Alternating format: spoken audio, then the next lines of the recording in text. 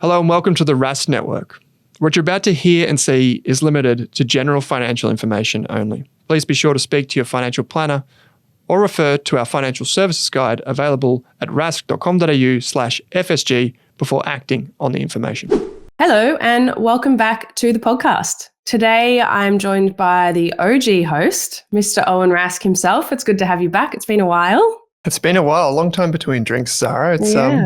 I feel humbled and honoured that you've allowed me back onto the Australian Business Podcast. So thank you. It's good to have you back here. It's good to have you as the topic of conversation now. And we've been through some stuff recently, so it kind of makes a lot of sense to talk about this. And I think a lot of the community will have seen some changes around here. So it's good to talk through that for other business owners that might be wondering what's going on. Yeah. So what have you been working on lately? What's been going on in the Rask world? Well, yeah, there's been a lot of change visually to what we do. And I think that, the community will have seen, like, for example, your lovely face on the Australian Business Podcast. It's changed a little bit. I know there was one photo that you definitely did not want us to use, but that's okay because we got profesh photos done in the office. Yeah. And that's part of a broader change that we've made at Rask. Which we're going to talk to in this podcast, right? It's like, how do you do a rebrand? What actually goes on?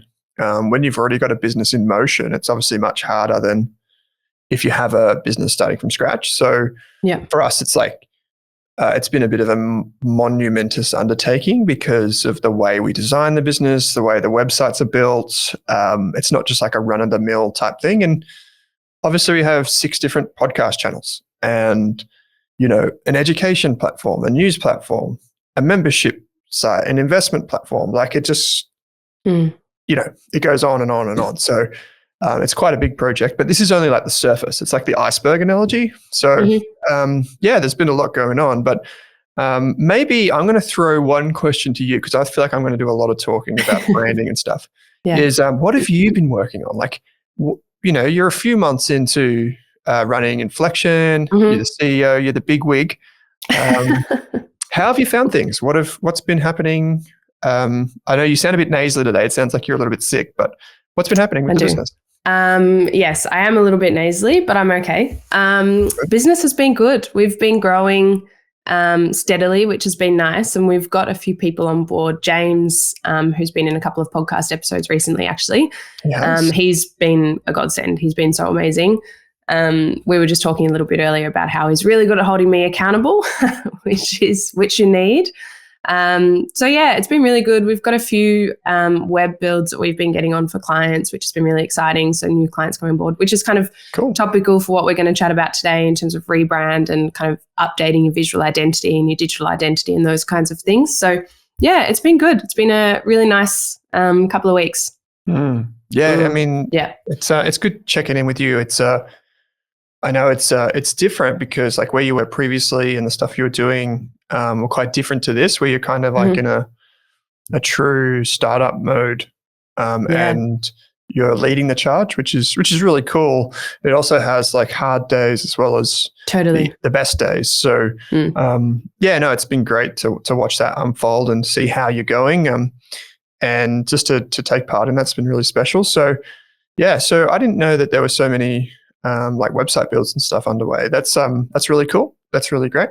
So I don't know where you want to start with this rebrand, but totally happy to be guided by you. You're the host. You're the boss here. I mean, it's interesting because Rask is obviously quite an established brand. You guys have been around for a really long time. It's got established values. You've got a really strong audience. So I mean, maybe a really good place to start is like, maybe we can go back through like the story behind the Rask rebrand. Like, was there kind of like an aha moment? Was there like a catalyst that kind of drove this forward, or was it something you'd been thinking about, considering for a while? Yeah, it's a really good question. And the answer is I don't know. But there was like a series of moments, I guess. So one of the things that we've done okay, probably like a 4 out of 10, is collecting data on our audience. I think because in our industry, which is primarily in finance, at least for now, one of the issues that we have is a legal issue where in finance, we can't give personalized financial advice unless we jump through all these different hoops and whatever. And so what that technically means is that in practice, we have to be careful about the data that we capture on people, because if they think that we're using that information to then give them a personalized service, we're probably breaking the law. So for many years, I was really worried about that and capturing too much data, which is, you were in your business, like in a marketing business and a coaching business, I would capture as much information as I possibly can in my CRM. Like, I would want to know literally everything, as long as it's not like sensitive medical info. Like, don't ask them for like, if they've got a broken leg or if they've got like something going on, because then that's a totally different thing under the Australian privacy principles. But like, I would capture everything, because the more of that you have, then the more informed you could be. And so we did about a 4 out of 10 job on that. And we've obviously made some really good progress in terms of growing our podcast, our media side of our business, our students and whatever. But about 2 years ago, I started to realize some of the data was skewing in a way that I wasn't necessarily happy with. So we started to see a lot more of our audience become male, and I think they were always male, but it just happens that the mix in our audience was skewing to the male side of the ledger. And what that meant for us was that if you think about a business and a platform that has hundreds of thousands of users, you probably don't want to just attract men. You probably want to appeal to everyone. Yeah. And in the early days, Rask was actually, depending on the channel you looked at, we're actually 65 to 70% female. And then it skewed heavily back to like a more male. And even though it's really interesting, because when you create content, you kind of subconsciously have biases towards things that tend to work really well in certain respects. And it can be really alluring. If you're a marketing person like you are, or you're just a business owner that wants to create content, it can be really alluring to be like, well, who pays us the most? Let's just target them, right? That makes sense. Like, the business side of your brain is like, target the people that have money. And if they're all 70-year-old men, then just do that, right? Or like the business books would say, to like, just focus on your best customers and blah, blah, blah, blah. But I wasn't happy with that. I think that, like, in terms of finance, a better positioning for us would be to be more equally split. And if you look at the fastest growing finance platform in the country, which is Pearler, that's 51% female. And so, like, right in line with like the ABS data. So that was probably like the aha moment, where it's like, let's be more deliberate about what we're doing, who we're building for. And when I say who we're building for, I don't just mean like immediately, like, let's just change everything, but like, let's start to do things with intention, and let's start to capture more data, store it securely. Let's build the intelligence and design a business that reflects where we want to be. And the rebrand itself, Zara, as you know, was like, it's still ongoing now, but it's like the end of like a 14-month process, I would say. Wow. Yeah. So that was sorry for the long-winded answer, but that was the aha moment, I would probably say. One day, just sitting around, we just started doing some monthly data. We started looking at Spotify, and I was like, because Kate's got the keys to our Spotify account. She loves that. I think it's like a power trip. No, I'm kidding. She's the master in chief there. But I was like, she was like, oh, and then we look at the 30-day data. I was like, Kate, don't show us the 30-day data. Show us the like 3-year data on gender. Show us the 3-year data on other demographic data. And you could see this like shift every time you change the chart, like the time horizon. You could see it shifting more to male, and you could see it shifting older, which is wonderful. But at the same time, is that the kind of platform that we wanted? And we want that audience. If you're an older male, I absolutely want you to listen to us, because we have the best podcast and content for you. There's no doubt about that in my mind. But we also want to capture more of the other audience. Interesting. And was that kind of one of the primary, it sounds like it was, that was kind of one of the primary drivers, or like the goals of the rebrand. But was there anything else that kind of came into it in terms of potentially like the future direction of where Rask is going, the services that you wanted to include? Because I know that, there's been other things in the background that you've been working on for a little while as well. Yeah. So, you're right. Definitely. So traditionally, Rask has been probably there's a few of us that do a really good job, but probably like the premier platform for like a DIY type money manager, like someone that manages their own money, manages their own investments, and wants to grow financially independent. Like there are some great platforms, like I mentioned, Perla is a sponsor of our finance podcast, for disclosure. There's Equity Mates, there's She's on the Money, there's My Millennial Money, and there's a bunch of like other communities around, which is a wonderful thing. But we're probably different from everyone else in that we started in investing, and podcasts and media was like a way to grow in that particular discipline. And we want to go further into finance, not out of it. So that means more like we recently launched our investment platform, which was a huge undertaking. And that took probably a year of convincing me that it was the right thing to do from other people. And then it was probably a year of execution, which is like, again, not easy to do in finance because of money and regulations and stuff. And then the other thing was, we've now, through our platform, over 1,000 people have got financial advice through our platform. So families, singles, retirees, younger people come to us if they need advice and they trust us. And then we refer them to really good advisors around Australia. And so like that's obviously a really important part of like what we do as a business and where we're going is, well, we want to help people find help. And we don't necessarily need to do that all ourselves, but we do need to make sure that the experience is wonderful and in line with our brand values. And so if you think about that, there's a lot of data that shows there's a very big difference in the way women and men deal with money. And some of those are like, women tend to be better investors, for one. Women tend to be less impulsive with money, particularly when they're younger. Women tend to be more receptive to outside counsel. And another really interesting sub-trend that we've picked up on is people in retirement. The traditional model is like the male would deal with the investing for the family unit.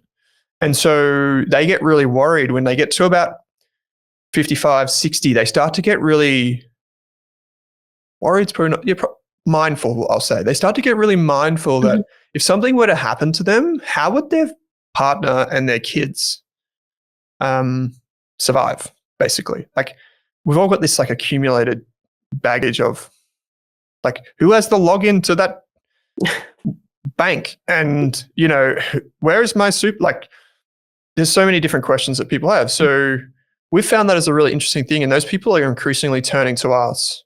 And it's both like we facilitate a really good conversation between the partners. And that's been really interesting. So to answer your question, we're kind of like, how do we help all of those people more?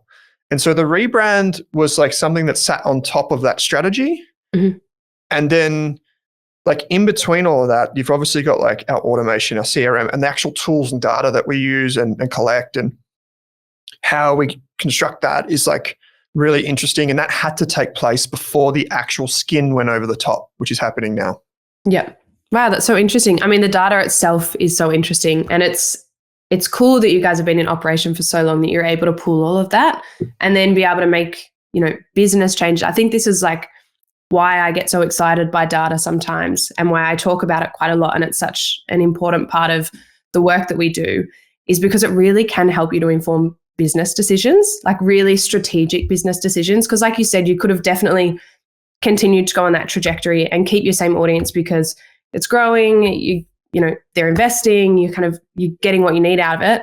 But it also allows you to be like, actually, we kind of want to diversify a little bit, and we want to kind of reach the wider population and probably a more accurate percentage of the population, which is really interesting. It's going to help you, I think, over time, build even more data and probably make even more strategic decisions in the business, because you're getting kind of a more realistic understanding of what the wider population is looking for in advice and investing. Probably the really interesting thing with that too, Zara, is like if you don't have the data, you could just use like, there's a lot of government reports, a lot of ABS data that might be similar to your industry. But I think the really interesting thing for me was not so much like what is the broader population doing, but how are we different to that? That was really interesting because that informed like competitive position. So for a long time, and anyone that takes our free business course, it's available in Inflection or on the Rask website, just take it, will know that we build customer avatars. So you do this like before your business starts or when it's going, and you update it periodically, and we've continuously updated it. We've kind of created a new avatar for people that are a bit older, that are in retirement, that are in a couple, and that avatar I referred to before is like a real thing now for us, where we're like, we want to target the male who's worried about the female, or the female who's worried about the male, like whoever is in that relationship and is more hands-on with the money, the household CFO. We want the other one to have a place to go to. And I think that's really interesting from a competitive position, because we have like amazing courses, podcasts, guides, resources for people. And that's a competitive advantage for us, Zara. Like that is something that not many other platforms have done. And we've got all of this education that appeals to everyone equally. So why don't we like sharpen that edge? Like if that's our competitive edge and that's how we're different to everyone, let's do it. And it was only through data. Like a guy said to me yesterday, a software engineer, super talented. I caught up with him yesterday. He said in his team, he's got like 15 engineers. He said a lot of his team are like really talented engineers and they try and solve a problem for their users and whatever. But what he said was really interesting. He said, before anyone's allowed to solve anything, they have to do the task 50 times. And so that might be, for example, let's say you want to automate data entry in your business, like your fruit picking, packing business, and you ship e-com, right? The engineer has to go down and pick 50 orders before they're allowed to create an automation for that. Like they just have to. Yeah, I love because that. unless they've done it, they won't know. And like for us, when we started really taking off in terms of helping people find financial advisors, money coaches, accountants, that sort of stuff, it wasn't until that I realized that our audience is very, very different to the broader population. Because if you go into the government data, if you like Google, how much does it cost to see a financial advisor? You'll see some shonky numbers come up, like it's $3,500. And I'm like, every single one of our people are paying like $7,000 to $12,000. Yeah. And I'm like, either the data is so wrong, our audience is different, or there's a bit of both in there. But then that informs like a really interesting business decision. So then that kind of spurred on like, are they really like more wealthy than the average person? And the answer is yes, they are. Like people in the Rask community are on average way more financially wealthy than the average person in society. And it's not really surprising, because if you think like we started with investing, to invest, you kind of need to have a roof over your head. You need to have, you know, money in the bank. Typically, that's how you'd want to do it. So like when you think that 25% of Australians can't save $2,000, if you're investing, you're probably, and you're on our platform, you're either not one of those people or you are one of those people, but you're going to get yourself out of it really quick because you're proactive. And so just having that information is like a superpower for us, because we can be like, this right here is who we are. And we're just going to triple click on that like again and again and again and again, and offer better products and services for that cohort. And so that's how we use the data. And then that's how we informed like the automation and the tools that we use and what we needed. And then what we put on top of that was the branding and the values and all that sort of stuff. Like that's how it all came together. Wow, that's so interesting. I mean, there's so many things of what you've just said there in terms of, I mean, I like that idea of if you're going to make operational changes or automate anything in the business, you need to go in and do that task 50 times. Because I think that's so important, because there's so many times in previous organizations that I've worked in where there's like a head of operations or, you know, a lead kind of management role that decides to roll something out, but they don't actually do that task. And then by the time it kind of goes out to the majority of people that are actually executing the work, there's so much feedback and noise that's like, this doesn't make sense because of this, but you missed this part, you've missed this part. But then what happens in XYZ situation? And that situation actually happens 25% of the time, but it also happens 10% of the time when this thing happens. And there's just so many variables that unless you're actually doing the job, you don't know. And you're never gonna find out. Well, one of the reasons that the engineer brought that up is like an engineer is really good at solving problems. And they can definitely do something. If you're like, hey, X needs to turn into Y, they're like, yeah, sweet, I'll do that in 4 seconds. But they don't actually understand the problem, like the emotional problem. Yeah. What is the emotional transformation that has to happen? Because you can solve the problem. Sure. Yeah. I'll just whack up a wall over here and Bob's your uncle, you got a new bedroom. But what is the emotion that the client goes through if you're a carpenter and you go into their house and you're in their personal space and you've got to build something? Yeah. That is the difference. And just getting people to actually do the job is really important. And yeah, like I don't know about you, Zara, but like I'd be curious to hear your feedback on this. But for me, like what people see in our brand now is obviously something, and I think we might have talked about this earlier this week or last week. It's like something tangible you can hand to someone is like, here's your new website, right? It's amazing. Like where it's different if you're a chippy or you're an OT or a speechy, you are literally helping people and you're seeing it every day and they're seeing it every day. They're seeing like, whoa, got this new bedroom that's coming together. The frame's gone up or, my daughter was able to, make these certain, words happen when she didn't previously. Like the customer experiences that. And then if you're in finance like we are and whatever, it's not until you kind of deliver something like a website and you go, wow, that's really impressive. And there's so much work that goes into making that moment amazing.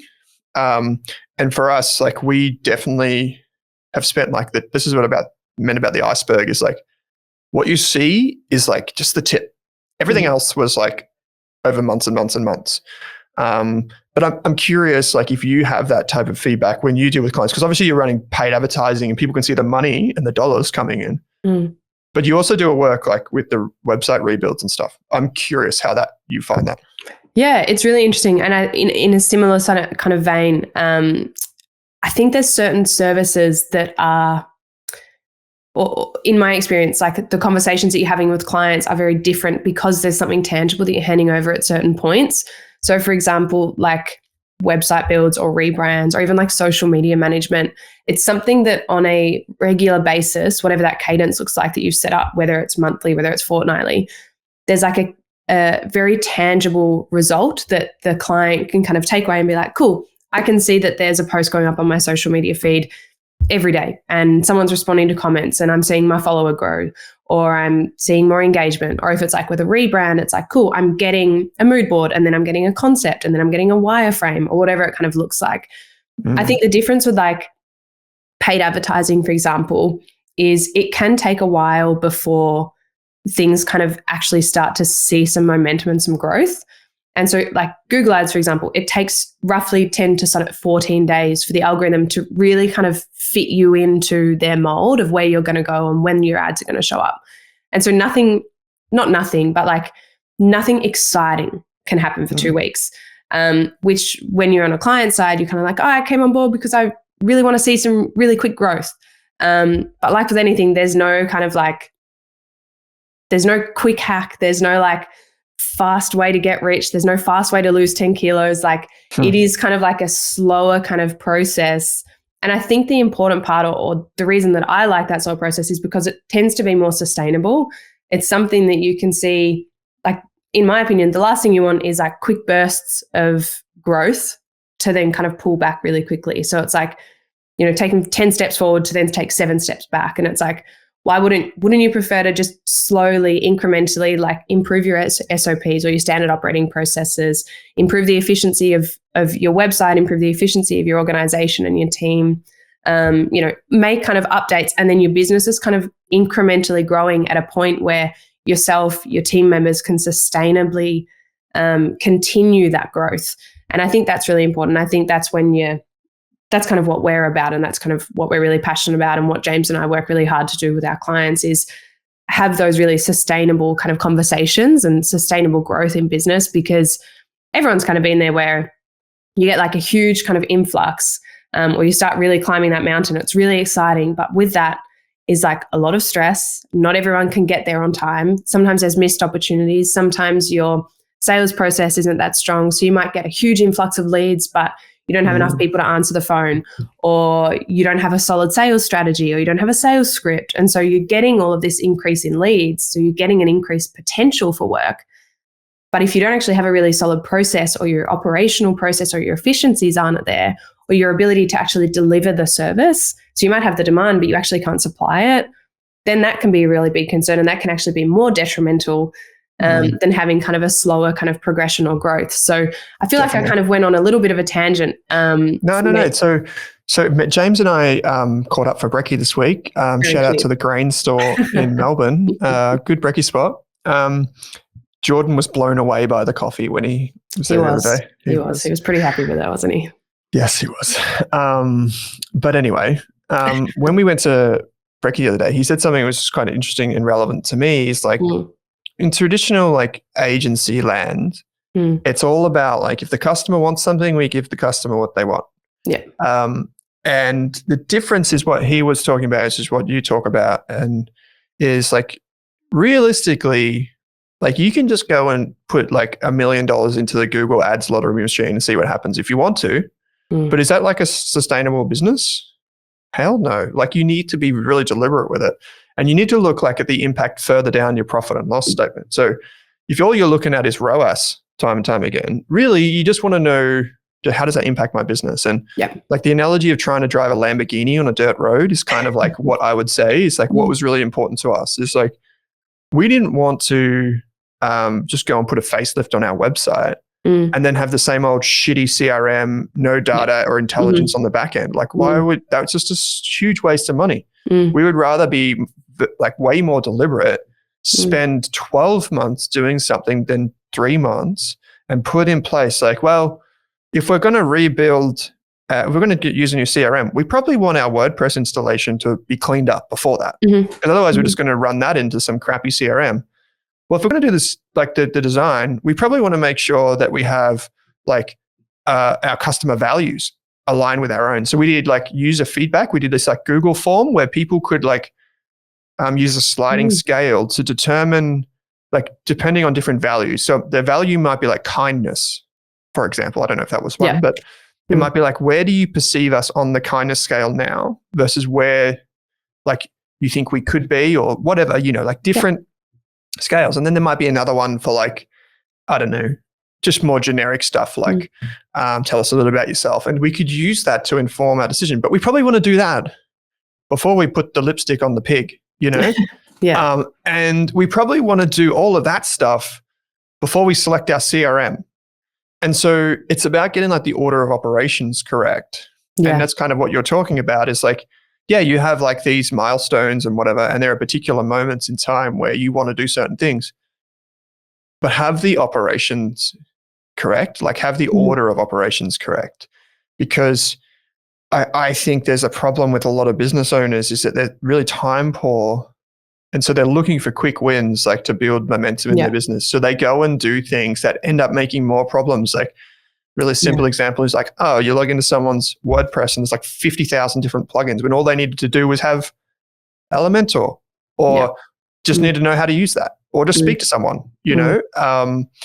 And so like these types of things, which is like we had to do that process as well. Like we're not perfect. Like we had to clean stuff up and there was a lot of legacy. I think, well, I know one of the things you want to talk about was like the lessons, but I think one of the lessons would be like, don't get sucked into like the sunk cost fallacy, which is like, just because you build all this shit over time and you've got these people and this operation and you've got this product or service that you offer, if you redesign and reimagine your business, you might have to give up some revenue.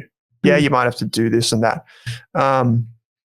But it's probably the best thing if you have data to back that up. Like we're chatting with Glenn and the team in the Inflection community. They came down to Melbourne, which was amazing the other day. And they determined that that was probably the right thing for them to do, you know? And that wasn't an easy decision for them to come to, but it was the best thing for the business. And then that then triggered other things. So once you got your org chart, then you got your, you know, your silos, then you pick your software for each team or, you know, then you've got like, well, can we trim some fat around costs or office leases, or can we move on to rebranding or combining our websites? What, you know, CRM are we going to use? okay, now let's put a new design over the top. And so you can trigger these moments. And I think that's what you're getting at, and how it ties in is you can do that if you kind of are deliberate in it. And another piece of feedback would be, unless you're like the ducks of graphic design and also like an MIT software engineer, like unless you're both of those people in one human being, don't do it all yourself. Like just be okay with handing that off. Obviously choose your experts wisely, but I would say that's also really important. Yeah. Yeah, I think I didn't do the design. Put it that way. I didn't do the design. The design looks amazing too. Shock and horror. So's done an amazing job. Yeah, she's incredible. She's amazing. I think that's so important, is understanding, and we talk about it in Inflection a lot, but I think in general we talk about it through on the podcast as well. Understanding where is a good time to invest your time, or where is a good place in the business to invest your time. And like, cool, yeah, you could probably go away and you could install Elementor and you could learn how to use it, and you could, plug away for 3 months and update your website. Or maybe you could pass that on to somebody else, so you could actually start investing your time somewhere that's actually going to make revenue for the business, bring cash flow in, so you can allow somebody else to, like a web designer or a graphic designer or something, or a branding agency or whatever it is that makes sense. You can hand that on to somebody else. And I think that's really important, recognizing where and what you should be spending your time on as a business owner. Yeah, there are certain aspects where you're going to add a lot of value, right? Yeah. But also know the areas where you don't add value. Totally. Like if you see me design a web page, I might do the same shit that Sophie's page does, but if she designs it, you're never going to use mine, even though it might be as functional.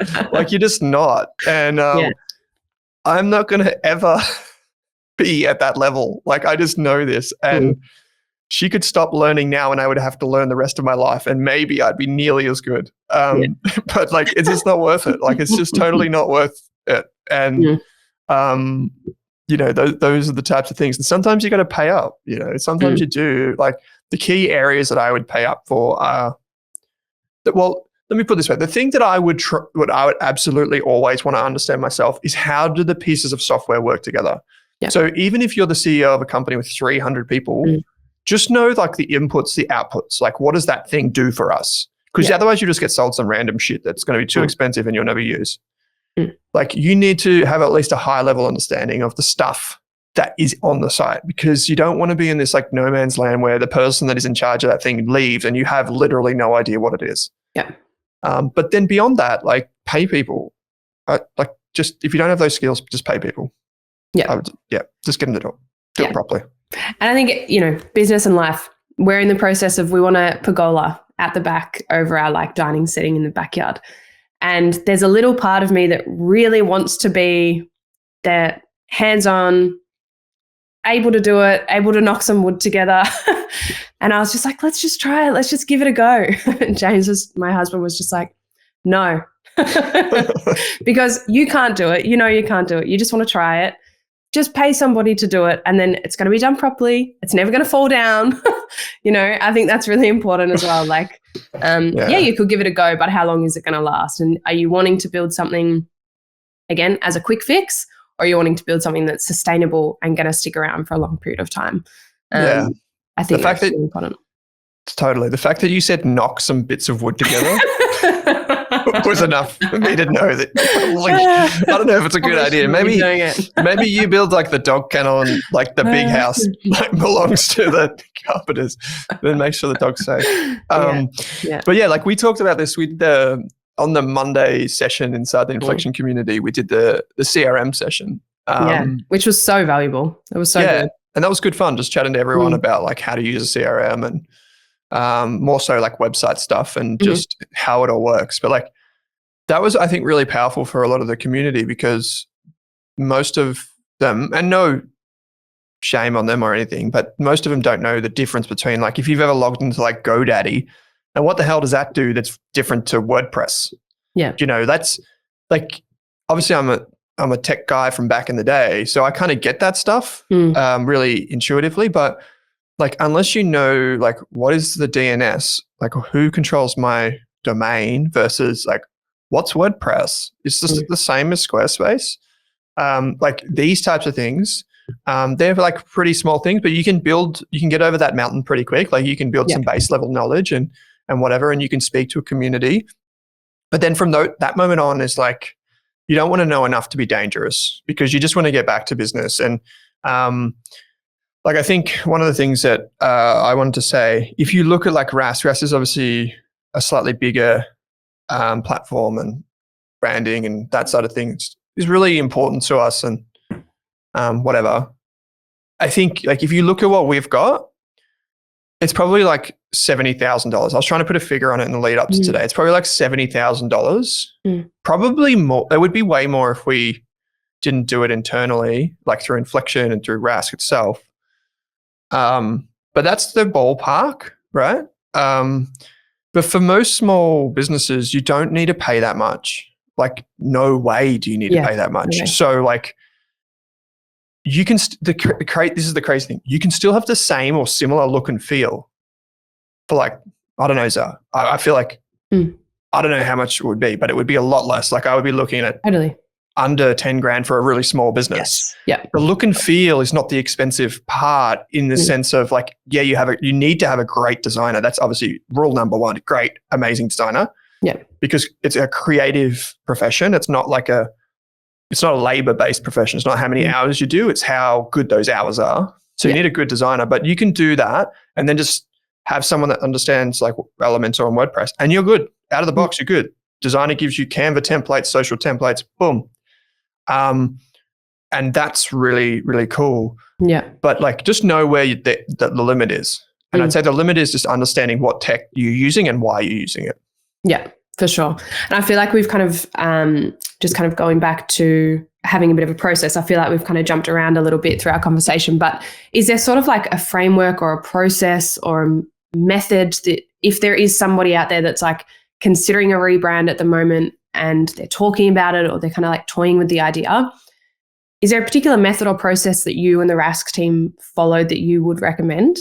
Yeah, definitely. It's just like, first of all, it's just like have an honest self-assessment of where your business is right now, like visually, but also in the way you communicate. Like if you have people in your business that are doing all random types of things, like we kind of got to that point with like design, you knew you're in like, that's like the ER of like business communications. It's like, that's where you know like shit's getting out of control. It's time to get things back in line. That's like, if you're in that camp, you just have to do something now. But the second thing is, like just an honest self-assessment can inform where you want to go. And so in terms of order of operations, I would start with like, where are we now? Where do we want to go? 12 months time. What do we want people to feel when they come to our brand, whether it's in person or online? And that obviously the way people feel with your business is informed by probably like 3 major categories. I'm just making this up on the fly. One is like, what's the look and feel of your actual business? Like, what does it actually look like? What's your logo like? What's your email signature like? That kind of stuff. The other way is like how you interact with them in person. Like if it's a service-based business, like what is the culture that comes with that brand? So you wouldn't have like a Metallica-inspired branding and then have like a really fluffy puppy type attitude when someone comes into your barbershop, because that's not, those two things are conflicting. Yeah. But the third thing is like the technology that you use. It's really important that, like say for example, my hairdresser, I book it through Google and it connects straight into a Square POS, like a point of sale. I love that experience. It makes me feel good because I'm a busy business owner. I don't want to jump on the phone and ask someone and they go through pages of, their diary to see when they're available. Like I just go bang, bang, done.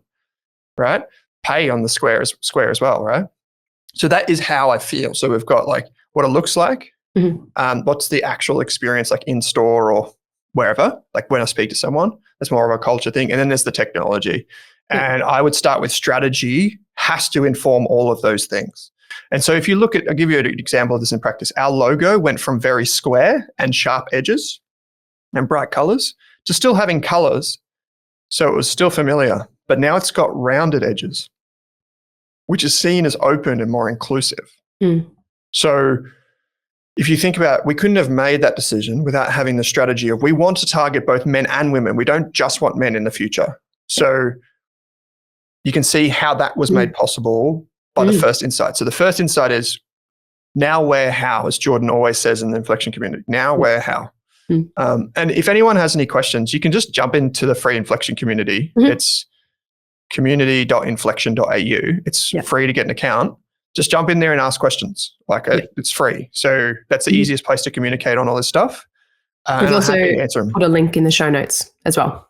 Yeah, cool. So I'm like I know you are, but I'd be happy to answer any questions that anyone has around our design, how much it cost, like what tools we use, any of that stuff. Like, always happy to help, because I know how scary and frustrating it can be to find out that you've used the wrong technology, or just wish someone helped you out. Just jump in there and use that as a resource, because it's free. I'll be in there. I'm in there every day anyway. So yeah.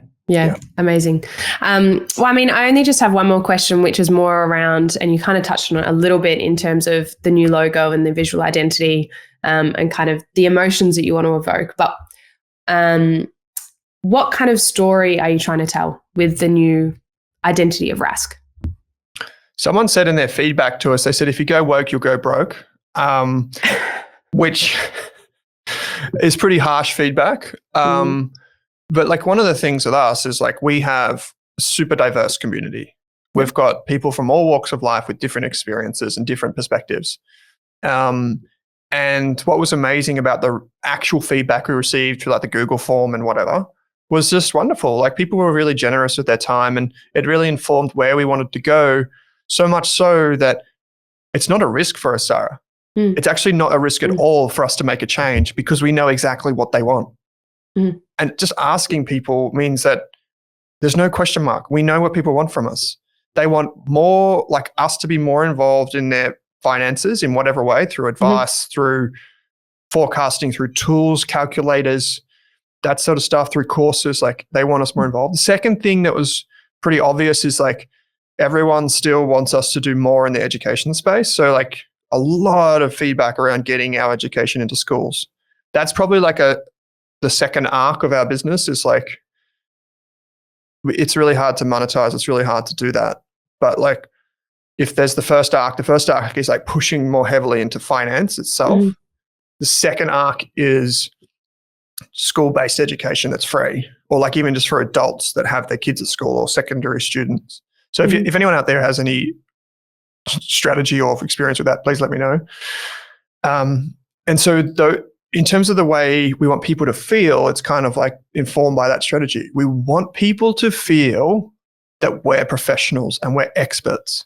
We're not just some startup kids that have an idea. We're experts. Like, all of our podcast hosts, yourself, you've got so much experience in marketing, and you host the business podcast with Jordan, who is an accountant with 10 years experience, right? Our retirement podcast is 2 ultra experienced financial advisors. So everything that we've done is to inform people that we know what we're talking about, we're experts, and you have access for free, and you will continue to have access for free. So that's how the visual identity needs to align with that feeling. And that's why it's professional, but it's inviting. That's how I hope it's seen anyway. Yeah, I mean, absolutely. I think that the new branding, it does all of that for sure. I think it's inclusive. I mean, aesthetically, it's beautiful. But yeah, I think the colors that you've chosen, the fonts that you've gone with, or, you know, you and Soph have obviously worked really hard on this. And yeah, I mean, I think it's all translating. I think it looks phenomenal. Thank you. Yeah, well, one of the pieces of feedback that I wanted to go with the retro 70s theme as like the base building block of our visual identity, but we definitely did not go with that in the end.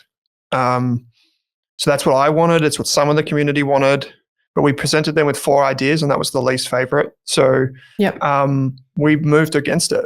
Even though I really wanted to see some sort of like, I don't know, some, you know, real cool wavy shapes and whatever, it just wasn't going to work if we wanted to be still quite professional in finance. You can't really have that. So the community told us loud and clear through their feedback. And again, that's why I say, like, it's not a risk. It's actually the opposite, because they told us what will work. Like, it's not it took, we got so much research and feedback that it wasn't actually a decision in the end. Like, it was made for us. We just needed to execute. So if you can get to that part in your business where you know what's going to work, it's It's like Apple. I always think about this with Apple. I think you and I have had a rant about this before, but like when you go to Apple's products, if you pick up the iPad, it's going to be a very similar experience to if you picked up the iPhone. And it's the very similar experience as if you picked up an iMac. Probably wouldn't pick up an iMac, you probably just use one, but you get my drift, is that like you expect certain things from the brand and you expect the range of possibilities. Like you're not going to be hacked.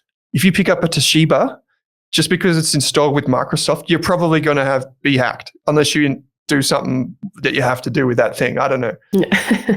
But my point is, like, you want your brand to be consistent across domains, and you want your brand to say speak the values that you have, no matter where they interact with it. And so if you ask people, you will get that feedback and you will know who they are and what they want. Yeah. And I think you guys have really balanced the professional with like the warmth and the genuineness that comes through all of the coaches and everyone in the Rask business. And I think that's really important because it really is a massive point of difference that you guys have, that you're approachable, but I think that really genuine, authentic component where, you can be really honest with your community. And I think that really translates through the entire identity of, whilst keeping that professional kind of authoritative, credible component, but really balancing that in there. And I think that's a really unique kind of positioning point that Rask has. Thanks, Zara. That's like all Sophie. About 2 months into the design process, we still hadn't, she had designed some things, but there wasn't like anything to see. 2 months in, probably, there was like some Figma files getting designed. And she was like, I feel so bad. I feel like, this and this. I'm like, I don't see that as a problem whatsoever. I think the fact that we spent so long here is going to pay off massively in the final product. And you only want to do the rebrand once. Yeah. I've got a mate that's done a couple in a few years and he's not a happy camper. So you don't want to do too many of these in your life. And so when you do it right. Yeah. It's like painting your house. So you got to do all the prep work. That's the bit that sucks. Painting's the easy bit. And so I think that's where Sophie has been like super, and why we had to push so hard, you and I, to be honest, to make sure that she joined us. And she was available for Rask, and then she's available for Grey Space, which is coming next. And then she's available for Inflection clients as well. Like, we needed to make sure that we had someone that was amazing, and hopefully one day she can come on and tell you all of the ways that I was wrong about what I just said. But like that was really important. And we've got a product because we took the methodical steps you laid out, like about there are certain things that have to happen at certain times. And that's how we got here. Yeah, absolutely. Well, I mean, if anyone has not had a chance to look at it, go and check out the new Rask branding because it's amazing. But thank you, Owen. It was so nice to have you back on the podcast. It was nice to chat with you today. Thanks. It's just always good to chat. So thanks for having me. Yeah, absolutely. Bye, everyone. Thanks for watching this video on the Rask Network. While you're here, don't forget to like and subscribe so you can get videos each and every day on business, finance, investing, and so much more.